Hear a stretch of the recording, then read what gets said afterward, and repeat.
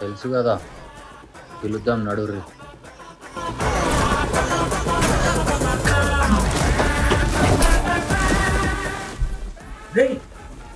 ఏంది కదా పొద్దున్నే ఓపెన్ చేయాలా? షూటింగ్ చేస్తున్నా, మందు షిప్ దొబ్బిందా? నాది నేను ఓపెన్ చేసుకుంటా కానీ నువ్వు ఓపెన్ చేసేది వేరేది ఉంది లేదన్నా. ఏంటది? నడు చెప్తా.